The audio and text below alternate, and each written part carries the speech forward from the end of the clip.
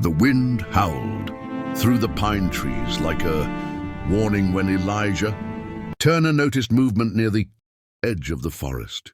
Snow clung to the ground in thick, uneven sheets, and the sky hung low and grey, promising another brutal night. At first, Elijah thought, the shapes were animals, wolves, perhaps, but then one of them stumbled and collapsed. His heart tightened. These were not animals. They were human. As the figures came closer, Elijah saw they were young Apache boys barely standing, their bodies shaking from exhaustion and cold. The frontier was no place for mercy, especially toward Apaches. Every settler knew the stories. Cabins burned, families slaughtered, mercy repaid with blood. Elijah had lived long enough to know fear well, yet something deeper than fear took hold of him as he watched the boys struggle through the snow. One of them fell again, face first into the frozen ground. Elijah moved without thinking. He ran forward, lifting the boy with effort, surprised by how light he felt. The second boy followed weakly, leaning against Elijah's shoulder, his breath shallow and uneven. They smelled of sweat, smoke, and desperation. Inside the cabin, Elijah laid them near the fire. He stripped off their frozen clothes and wrapped them in the thickest blankets he owned. Their skin burned with fever, their lips cracked from dehydration. These were not warriors. These were children pushed beyond survival. Hours passed before the boys stirred. Panic flashed in their eyes when they realized where they were. One reached instinctively for a weapon that wasn't there. Elijah slowly raised his hands, keeping his voice calm. "You're safe here," he said. They didn't understand the words, but they understood the intention. Hunger followed fear. Elijah shared what little food he had, bread, dried meat, and warm water. They ate quickly, like boys who hadn't eaten properly in days. As night fell, Elijah faced a hard truth. There was only one bed in the cabin. He gave it to them. Elijah lay on the wooden floor, staring at the ceiling, listening to every crack and groan of the cabin. Sleep refused to come. He knew Apache tradition well enough to understand the danger he had invited into his life. If these boys were sons of an Apache warrior, and they almost certainly were, their father would come looking for them, and he would not come alone. At dawn, the boys looked stronger. One of them spoke broken English. Their names were Narlin and Taza. They had been separated from their group during a violent clash with rival warriors. They had wandered for days, surviving on melted snow and roots. When Elijah asked about their father, the boys exchanged a look filled with respect and fear. "He is a war chief," Narlin said quietly.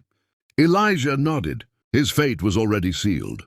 By late morning, the earth itself seemed to hum. Elijah stepped outside and felt it, vibrations beneath his boots. On the horizon, dark figures appeared, moving with frightening precision, horses, dozens of them, then more. By the time they reached the clearing, Elijah counted nearly 150 Apache warriors, armed and silent. At their front rode a man whose presence alone commanded respect. His posture was unyielding, his gaze fixed on the cabin. The boys stepped forward beside Elijah. The warriors stopped. Silence fell, heavy and absolute. The war chief dismounted and walked toward Elijah. His eyes moved from his sons to the man who had sheltered them. There was no rage in his expression, only judgment. Elijah stood still, unarmed, ready to accept whatever came next. The war chief stood a few steps away, his presence filling the space like a storm held back by will alone. Behind him, the warriors waited in absolute silence, hands near their weapons, eyes sharp and unblinking. The air felt tight, as if one wrong movement could shatter everything. The chief spoke to his sons in Apache. They answered quickly, their voices filled with urgency and emotion. Elijah didn't understand the words, but he understood the meaning. They spoke of hunger, of cold, of the bed they had been given, and the man who had chosen kindness over fear. When they finished, the chief turned to Elijah. "You gave them shelter," he said slowly in English. "You gave them food. You gave them your bed." Elijah nodded once. "They needed help. They're just boys." The chief studied him for a long moment. Many men would have closed their door. Elijah said nothing. Excuses held no power here. The chief raised his hand. Instantly the warriors behind him lowered their weapons. The sound echoed across the clearing like a breath released. "You protected my blood," the chief said. "Apache do not forget blood debts."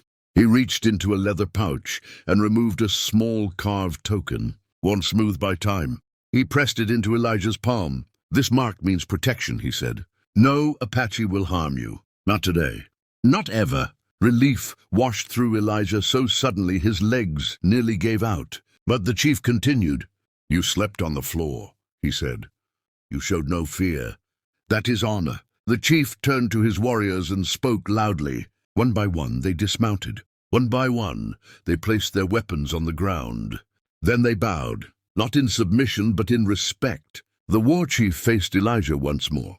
"If danger comes to you," he said, "light a fire on this hill. Apache will answer." The boys stepped forward and embraced Elijah briefly before mounting their horses. Moments later the warriors rode away, their figures fading into the snowy distance. The ground grew still. Elijah stood alone, the token warm in his hand, understanding that courage does not always come with weapons. Sometimes it comes with an open door.